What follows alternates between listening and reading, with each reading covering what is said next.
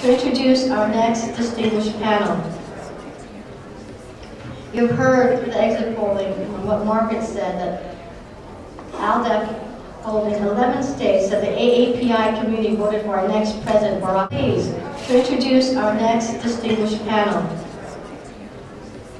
You've heard through the exit polling what Margaret said, that ALDEC polled in 11 states that the AAPI community voted for our next president, Barack Obama, by a margin of 3-1. We are now moving our conversation from electoral engagement to the issues of government, from the Obama-Biden administration to policy and personnel. What does it mean for AAPIs to participate and interact with the administration as it pertains to appointments and policy development? Where is our place at the table? We have invited our AAPI leaders who represent the transition and the White House to share their perspective on their roles, their challenges, and their hopes. I would like to add that if we do have time, and after our last speaker, we will take questions and answers. So if you have a piece of paper, please provide to our volunteers in the back, and then we come back and forth to get your questions. I would also like to take the special privilege, since I have the mic, to acknowledge Sonal Shah, who served as an APIAVote board member. Sonal was called to serve as a member of the transition board in our APIAVote family. Congratulations on her role, and that we are very proud. Now it is my pleasure to introduce a star in our AAPI community. You know him? His name is Parag Mehta.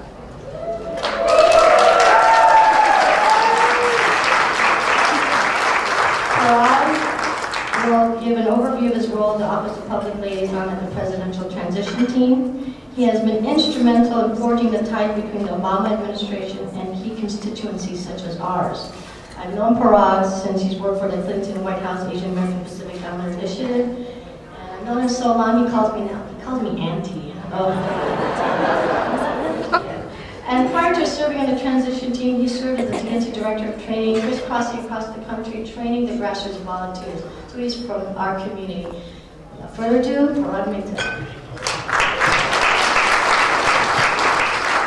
Thank you very much, Nita. Good morning, everyone. What I want to do for this panel is give you an overview of how we built the transition, executed it, and then the next steps going forward. Many of you have heard me speak about our transition process over and over and over again, and I thank you all for the contributions that the API community made. We started this transition with a simple premise, that we wanted to run the largest, the most inclusive, and the most transparent transition in American history. And I think when the history is written of this transition, we will see that we have accomplished that. And a lot of that is due to the person who led our team, who's going to speak with you first. Chris Liu served as Executive Director of the Presidential Transition Team. Prior to that, he was Chief of Staff to Senator Barack Obama in the Senate office. And when he came into the transition, it was long before the election had even happened. He started back in May, trying to build a transition that would allow all these communities to participate and shape the government that was to come. So I'm going to turn it over to Chris to give you an explanation of how he built that transition. Please welcome Chris Liu.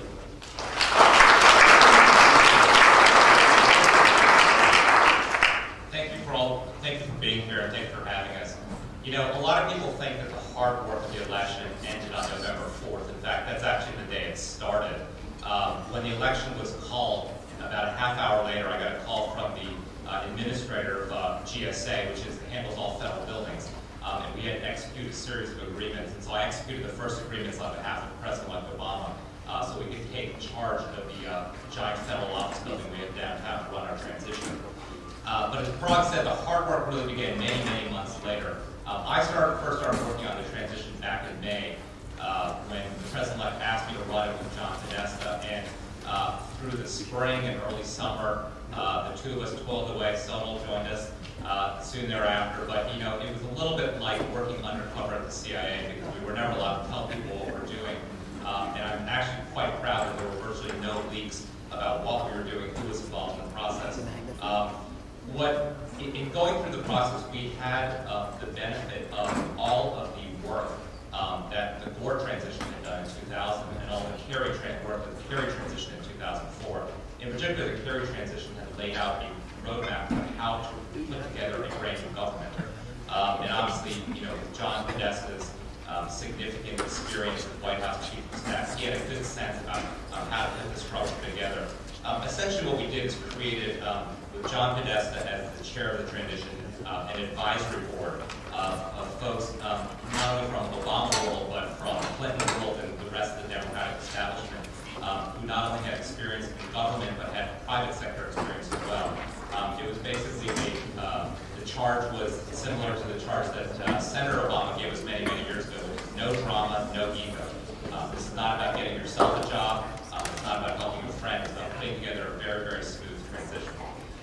So we toiled away throughout the entire summer, and as Sonal could tell you, got a little hairy by the very end, actually, and we got to the fall.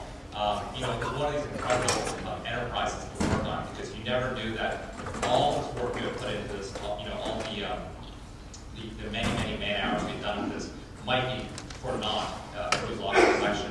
And, you know, I think for a lot of us, there were actually moments of frustration as well, because you knew you were working on something very, very important, which kept you off the campaign trail. So a lot of us who would normally have been serving through the campaign couldn't really participate fully. And in fact, that last weekend when everybody was out going, doing GOTV activities, a lot of us were sitting in the office putting together the final touches for the transition. But the benefit of that is that on November 5th in the morning at 9 a.m., we were able to open that office downtown at 451 6th Street, process 400 people into the process, create a simultaneous office in Chicago, hit the ground running, and I think most commentators will tell you this has been not only the smoothest, the most transparent, most efficient transition in history. We're out of the box faster with more cabinet appointments, more sub-cabinet appointments. We put together our White House staff completely. We've created this incredible website, change.gov, which has had, as of recently, about 300 million hits on it. We've completely streamlined the process for applying for jobs. We take all job applications online. We've had about 350,000 people apply online. We've asked people to submit questions to us of things they wanted to address. We've answered those questions. Every meeting that we've taken with outside interest groups, we have posted materials that have been provided by the participants on our website. We've done live web chats. We've done videos. It's the same type of transparency, accountability, openness that we intend to bring to the White House. It's a little, actually, having worked on this transition now for 8 months, it's actually a little incredible since we're 1 day away from closing down the shop. But, you know, as part of that process, you know, I want to thank the people at this table. I mean, Ginger has been invaluable to us on the agency review process. Rob has been incredibly helpful on the liaison. Sonal has been there since the very, very beginning. So, you know, while a lot of people give me credit for this, it's really been the labor of hundreds of paid people, but many hundreds of more volunteers. I expect there are folks in this room that have helped in the process as well. I think you will see the results of this successful transition in the way that we come out of the box tomorrow at 12 noon. So, thank you. Thank you. Thank you very much, Chris.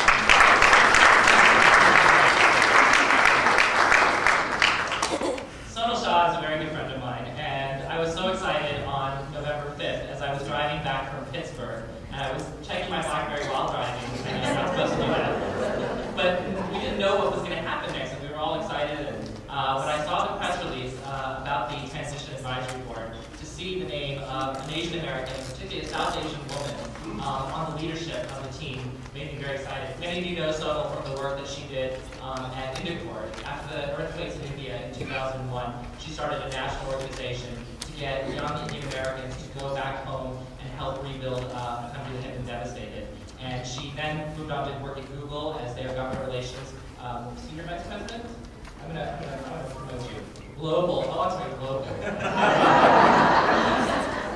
And during the campaign, she was very helpful to us in giving advice throughout the way. And as Chris mentioned, she started with the transition from the very beginning. Please welcome Sonal Shah.